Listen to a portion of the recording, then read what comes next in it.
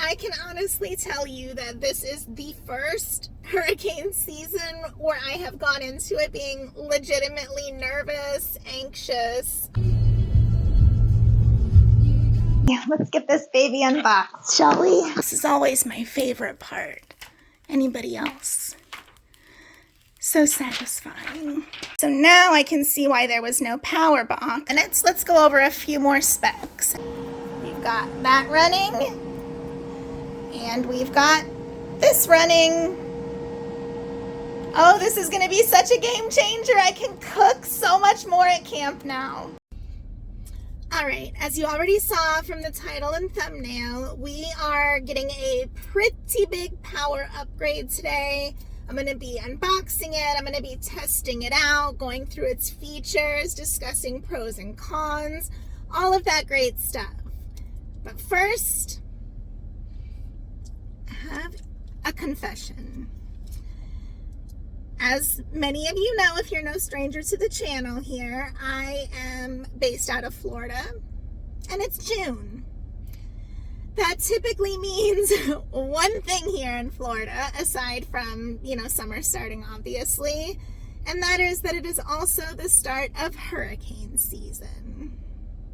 Now, let me preface this by saying I have lived all 43 of my years so far in Florida. So, I'm no stranger to hurricane season. I'm no stranger to hurricanes. I have had the fortune to come out of, but misfortune of going through more than one hurricane. I know that they can be scary. I know the damage they can do. I've seen it firsthand. Thankfully, I have never been significantly impacted for a prolonged period of time myself, although I know many people that have. But that brings us to 2024. I can honestly tell you that this is the first hurricane season where I have gone into it being legitimately nervous, anxious, worried, whatever word you want, insert here. I normally am pretty unruffled. I know that we typically have plenty of time to evacuate if and when need be. I know what our personal safety threshold in our family and household is for when we know whether we need to evacuate or not. Luckily, I'm pretty inland for the most part. I'm not right on the coast or anything like that. And I'm in an area that is typically used a lot for shelters from other places that are less safe. So, knock on wood, I have felt pretty fortunate to date. However, as some of you may or may not know, this year is one of the most aggressive hurricane seasons. I think the most aggressive in terms of storm predictions. Pretty much all of the experts are in agreement that this is going to be one of the, if not the worst hurricane seasons we've had in recent history, that there's going to be a probable record-breaking number of storms, etc. And while I am not one for fear-mongering, I do think this is the first year that I am trying to make sure I am extra prepared. Water, batteries, emergency food, a safe place to go if we need one, all of the things that you're supposed to do in an emergency, on the emergency preparedness checklist. So basically, I am definitely going to be getting a jump start and already have on that. But getting back to the topic of today's video, I figured it was more important now, more than ever, to make sure that I had sufficient power and that I was prepared in the event of a big power loss. And as some of you know, I have recently ended my solo car camping adventures for the moment in lieu of having duo adventures, my daughter and I. So that does equal double the power needs. I have to boil more water. I have to cook more. The fridge, we're probably opening and closing more often. It's running more often. Plus, we're in the middle of summer. So having sufficient power with double the people when camping and traveling is equally important at the moment. So I had to make sure I was covered, and now we are back at the topic of today's video, which is my biggest power upgrade to date. I want to give a big shout out to Vtoman. They are the reason for today's video. This is not sponsored, however, they did send me a free product to give a fair and honest review of and to test it out. So I did not pay for this power station myself. Vtoman was nice enough and generous enough to send it to me free of charge in exchange for doing a review for all of you in my audience. This was perfect timing. Like I said, this is right when I needed the power upgrade. I have also been doing a ton of research into trying out one of the more budget-friendly versions other than the top main brands that you normally hear discussed on here and other platforms. So this kind of came at the perfect time. And again, I just want to say a big thank you to Vtoman for making this possible. And let's get right into this power station I'm going to be reviewing today. I did just drop my daughter off at tennis camp with her brothers for the morning. So we are going to head back to home base and the air conditioning, because in addition to it being hurricane season, I don't know if you're aware or not, but Florida is currently also under a heat dome where we are experiencing much hotter than average temps for this time of year. So, yet another reason why more power is very welcome at the moment. I will meet back up with you when I am in the AC for the big unboxing. See you there. As I'm heading back to home base, I did want to just take this opportunity to point out that this is a perfect example of why I opted to have a portable power station set up for my no build to begin with, because of the multi-purpose and therefore much more efficient and functional for me attributes of having a portable station. I can use it when I'm on the road, when I'm traveling, when I'm at camp, when I'm off grid.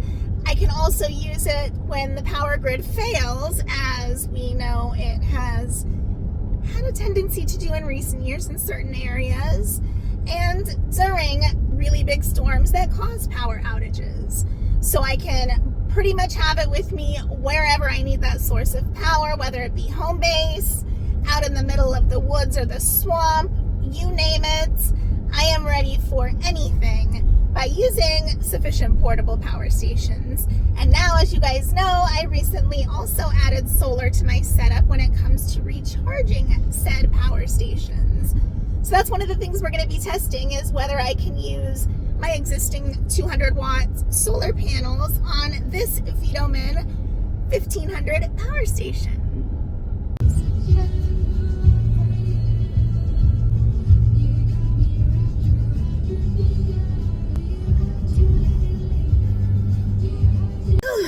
All right, we are back, and we are going to head into the AC. We are going to unbox this power station. We are going to go over all the features, see what it comes with. We're going to see if it's compatible with pass-through charging. If you don't know what that is, stay tuned. That is an important feature. We are going to see what it can power. One of the things I'm the most excited about testing is the fact that I can use 2 appliances at the same time instead of having to use one, unplug that one, and use the other like I have been. So, you know, we're going to put it through its paces, and then we are going to reconvene here, see what the pros, the cons, and my initial impressions are. And I hope you stick around for all of that. Let's get to it, shall we? Alrighty, let's get this baby unboxed, shall we?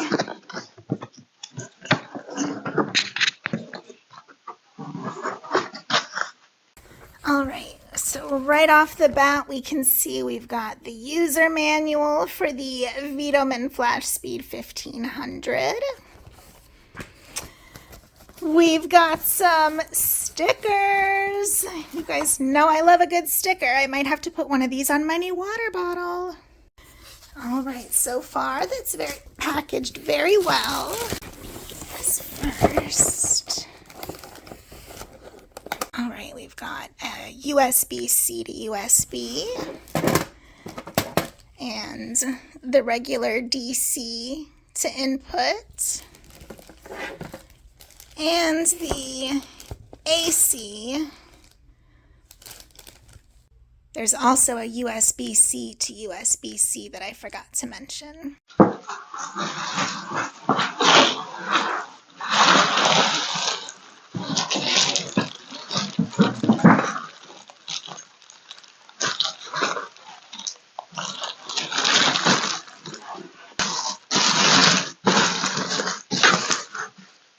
Oh, sorry if I just blinded you guys.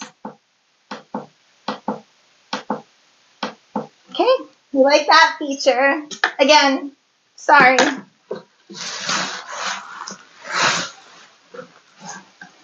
All right. Oh, this is a nice little compartment that I can keep all of the cords in. I like that. This is always my favorite part. Anybody else? So satisfying. All right, so it looks like we've got our port for our jumper inputs. Very handy.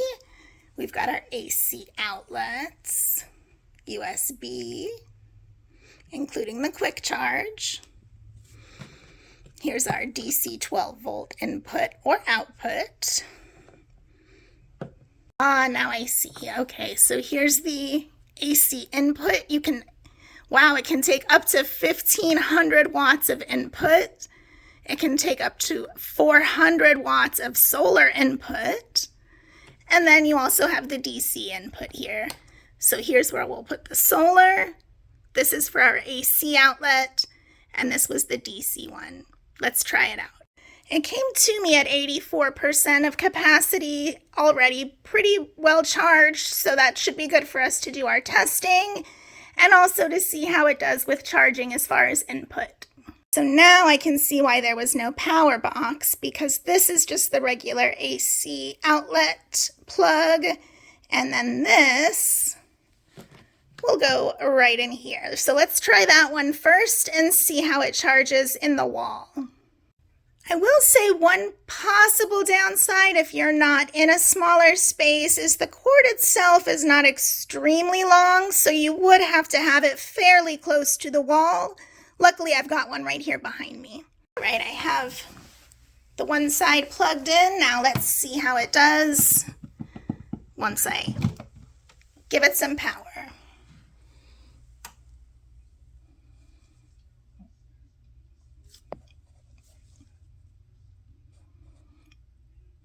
All right, so you can see it's building up slowly, not all at once, which I definitely like. Whoop, let me back up. That was kind of loud for you all. You can see though, wow, it's already up to 85% in just a few seconds, and look how much we are pulling in. Holy moly.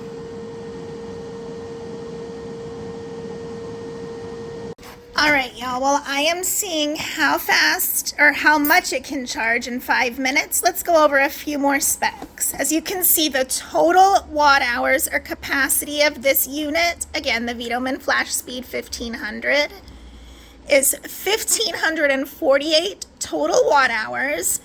It is the LifePo4 battery. As you can see, the AC inverter is 1,500 watt. Now that is going to be total output, so whatever you have plugged in cannot exceed 1,500 watts combined, but that is very impressive. It can go up to 120 watt max on the 12 volt, which of course is standard because 12 volt is designed to pull much lower. As you can see, we've got a max input of 400 watts with the solar, which is the Anderson input if you need a adapter. It can handle 1,500 watt output with a 3,000 peak, which is crazy. And we've got the pure sine wave inverter, which is always what you want because that will protect whatever you're plugging in and the unit itself. And as you can see, operating temperature and storage temperature is pretty standard. You really want to try to avoid extremes, so obviously nothing under -4 Fahrenheit, nothing over 131 Fahrenheit. Ideally, you wouldn't be in that extreme of a temp for a long period, if possible anyways. And finally, as you can see, it does weigh in literally at 41.4 pounds. We have now been charging for exactly 5 minutes, and it has gone from 84 to almost 94, almost 10%. We ended at 93 after only 5 minutes. That is extremely impressive. I am going to run this baby all the way down to 0 the first time that I am done using it after 100%. And then I will update as far as the 0 to 100% later on and confirm that it really is as lightning fast as it appears to be. But so far I'm a believer. Let's try the DC input, and then finally we'll try the solar. All right, as you can see, we do have it input into receiving DC power, so let's see how this works. We are going to come back over here to this one convenient little input spot, and we are going to plug her in right here. And let's see how we do for input now.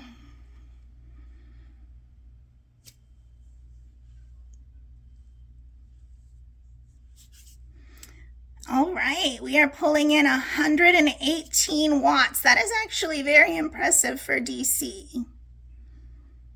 I was not expecting over 100, to be honest. So even that is going to charge quicker than my other power stations do using the DC input. All right, finally, before we get all the way to 100, because this thing is charging too fast for me to even test it properly. Not that I'm complaining, that's awesome. We are going to go take this baby back out into the heat, but in the shade, and give the old solar input a try. All right, as you can see, we've got the solar panels positioned toward the sun. Power station in the shade. Let's give this a try.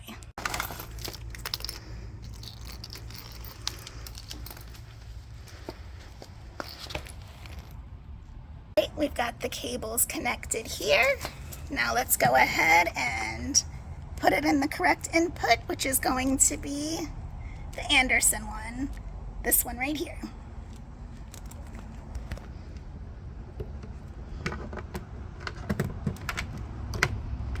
All right, we've got it connected. Let's see if it powers on. Oh, we've got power.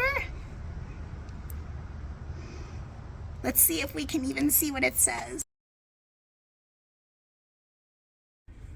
We are now going to go through the testing phase to see what all of my most commonly used appliances work like on the Flash 1500.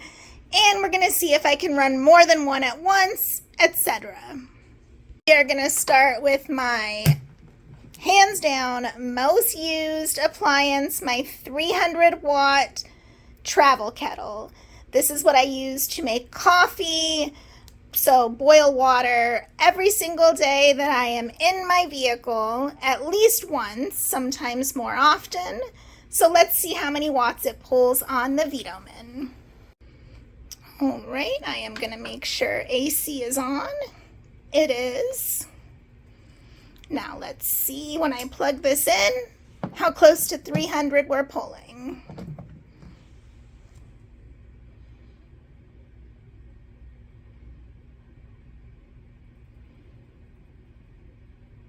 All right, after the initial surge, it looks like we're hovering in the 300 to 320-ish range, so not too bad. Definitely more efficient than at least one of my name brand stations, so that's a positive for sure. I like that we're hanging mainly in the 310 to 320.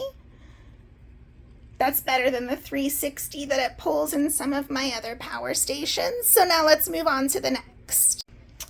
Okay, next up we are doing the egg bite maker, which is rated for 420 watts of input. As you can see, it is on. And it is only pulling 370, 366, 375. So we are actually under the 420 watts that it is rated for. That's pretty awesome. Let's check this little mini griddle next, because this is only supposed to draw 350. So let's see what this one does. For now, I'm still doing one at a time, but I am going to plug in two at a time here in a minute. But for now, we are plugging in the mini griddle. And you can see it's still maintaining a few watts back and forth instead of staying at 0. It's just fluctuating some to keep the inverter running. Now let's see what it is with the griddle on. Okay, we are pulling under again. We are at 300, around 300, 315 instead of 350. So very, very, very efficient at converting power. I am liking this. Let's try something with a really low draw, my hot logic. This should be under 40 watts. Let's check it out now. So we are currently still in approximately the 300 range. I am gonna plug in the hot logic at the same time and see what happens. You can see both are plugged in. We've got the hot logic going, and the griddle is still going. And wow, combined, you can see we are still only at around 330 to 350. That is super impressive, because normally this would be around 38 or 39, and this would be 350. So I am really happy with the efficiency of this so far. I clear some of this out of the way now that I've unplugged it all, and we're going to go to my two biggest draw appliances. My Joule kettle, which should be around 500 watts, and my electric pot, which on some of my power stations pulls over 750, but it should max out at 600 according to the appliance rating. So let's see how that does. Okay, let's see how the Joule kettle does first. I've got the cord right here. It's a little bit tricky doing everything one-handed, but you can see we're only pulling a few watts right now since it's just keeping the inverter going with nothing plugged in. So now when we plug this in, and I am gonna put it on drink because that is the boil setting, which is the highest draw. So this should be about 500 watts. Let's see how much it pulls.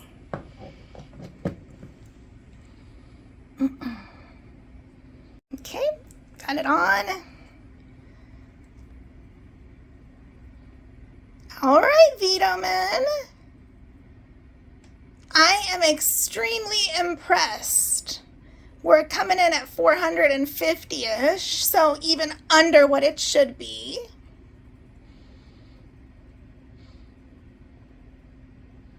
And you can see with all of the appliances that we've tested so far, we've only dropped a couple percentage.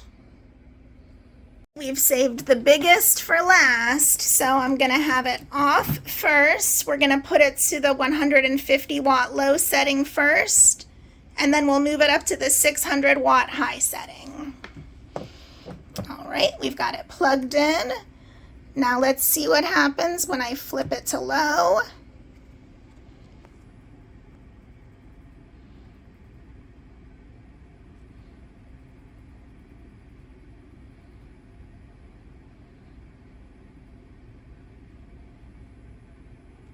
Okay, it did surge initially pretty high. It's slowly dropping, although we're still higher.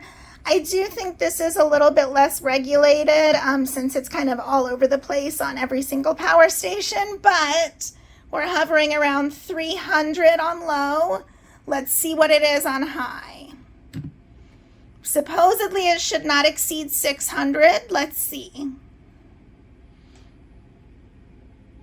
Okay, so the low was a little bit, a lot bit off. That may be the appliance though, because as you can see, it's rated for a max of 600 watt output, and we are barely over that, including the few extra watts it takes to get this running. I'm really pleased with my experiment. Let's see what happens when I have my highest watt in. So let's say I'm cooking something and I want to boil some water for coffee too. Let me go ahead and add my kettle back to the mix. All right, so we're still running at 600. Now let's add this back in.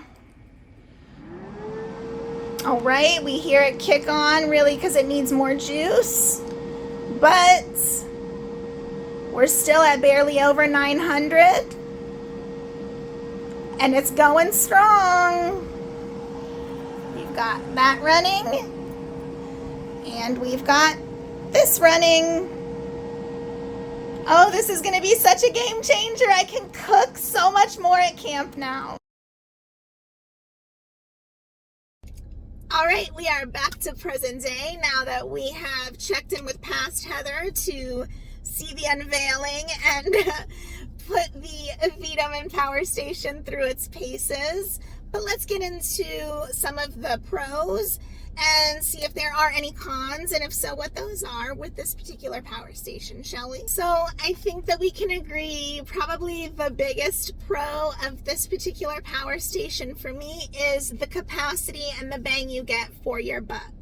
Dollar per dollar, you get more per total watt hour using a more budget-friendly brand like Vtoman that still has, a really good reputation so far and really good reviews, because I have done my research. And, to me, that's obviously the biggest pro, is that you're getting the most power that you can afford for the best price, so that you're not worried about if it's going to be a good long-term investment, because you just threw so much money at it. I mean, don't get me wrong, it's still an investment.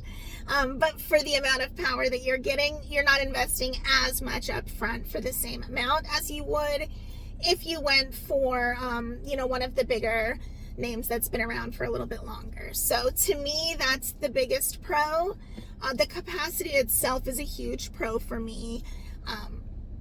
I've already mentioned the fact that I love that I can power more than one appliance with this power station, but I can also go longer without needing to recharge.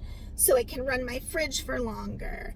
I can boil water more times, charge all my devices more times, do more things before I need to worry about recharging, but I do still have all of the same recharge options as I would with any other one. I can use my 12-volt system in my car to charge it, which of course is going to be the most time consuming, but also the lowest draw form of recharging. I can use my solar to recharge it, and I can use the AC or normal outlets either when I am back at home base or somewhere that has shore power, be it a campsite, be it inside of a coffee shop, wherever I'm doing laundry in a laundromat, any of the typical places where you may take advantage of electric when offered, you can take advantage of that, which would be the fastest way unless you had more solar power and oomph than I do at the moment. But again, you have options. And that just kind of brings me to the next biggest pro, which is its multi-use functionality, which therefore makes it a very efficient method of alternate power for me, because I'm not just limited to when I have direct sunlight coming directly down onto the roof of my car that has to be connected to the car at all times. I can adjust the angle when I do want to use solar to charge it. I can be in the shade when I use my portable solar to charge it. So I do have that option available to me when I'm stationary, but I still love the fact that I can, charge it when I am on the road, driving from destination to destination, because you guys probably know from my prior travels that I cover a lot of ground in a short amount of time normally, since I'm limited on time at the moment. So it's just very versatile for me, in addition to the fact that it's not just my form of power when I don't have shore power on the road, but even when I am at home base and for whatever reason power has failed at the moment, I still have all of that power at my fingertips. And when the sun is out between storms, I can recharge that way at home base as well. So I just really love the versatility and the amount of power at my fingertips with this station. It seems to be very efficient in doing what it's supposed to do so far. Of course, I will keep you updated on that the more time that I spend with it though. So do stay tuned for periodic updates. But now let's talk about maybe the not so good or the cons. The biggest con that I can think of with this station is also one of the bigger pros. So I know that sounds confusing, but let me explain. That is the size and capacity. Because of the fact that it does pack so much power, it is a larger and heavier station than something that does not have as much power in it. Seems logical, but it is something that you need to be mindful of when you're in a smaller space, like a minivan, an SUV, a passenger vehicle, and not a larger rig. You are more aware of each little square inch that you use up on the interior space. So it is something to be aware of, that it is larger than a smaller power station would be. So it is going to take up more space. It is also going to weigh more. I will put these specific pounds right here, but again, that is something to be mindful of. If you're like me right now and not in your maybe prime, shall we say, to be kind to myself. But as you guys know, I am struggling with some significant health issues at the moment, and my physical ability is not exactly up to snuff like it normally is. So the extra weight is something that I have to be more mindful of when I am feeling fatigued and tired. I may not feel like lugging it into a place to charge up if I'm not going to be driving a lot that day. So that is something to be aware of. It does take a little bit longer to charge, although I love the lightning speed of, I still can't get over how fast a station this size can charge. That's a huge plus for me that I did not mention in the pros that I would like to add on. But again, bigger typically means if you're using the 12 volt especially, it's going to take longer to charge unless you have that AC shore power available to you when you need to top it off. So those are just things that you kind of need to be mindful of, is how easy it will be to physically move. Even though it is a portable power station, its level of portability may depend on your physical ability. So for the amount of power it has, I do think that it is light. But again, it is heavier than my other power stations that I have used because it has significantly more power stored in it. So that is the main con. Another thing I think worth mentioning is just because it is a slightly newer brand compared to some that people may be more familiar with, there's just less history in general. So if you're the type of person that wants, goes through consumer reports and wants to make sure that it's been tested the longest, the most reliable, the most user feedback, it may be that you opt to spend more money for one of the more established, I guess we should say, brands. But that being said, I have not found any cons to using this power station so far because of that. As a matter of fact, I think I have made it quite clear that I have been less than satisfied with some of the features of some of the quote-unquote more reliable brands in the past. So that is just something I'm throwing out there for people that do take that into account. But for me, it has not been a con. And I think that pretty much covers it in terms of the benefits and the negatives. I think we can see which outweighs which. And with that, I hope you found this video helpful. Maybe it helped you make a decision as far as what you want to do in terms of upgrading your power. Even if you are not on the road, even if you don't have immediate plans of car camping or any type of nomadic travel or living, you may want to be prepared, like me, at home base for when the grid may potentially struggle a bit, when you may have those outages because of those lovely, lovely storms that are supposedly on the way. So I'm going to end on that note. Keep your fingers crossed that I don't need to use it too often as a result of storms this season. But I do see it coming in clutch and really being a very handy and very useful and very necessary power upgrade. I want to thank you as always for sticking with me till the end and watching. If you did find this helpful, make sure you give me a thumbs up if it's not too much trouble, since that helps me out a lot. And I will see you very soon on the next adventure. Make sure you stay tuned because you are going to be seeing my very, very first experience car camping, not solo.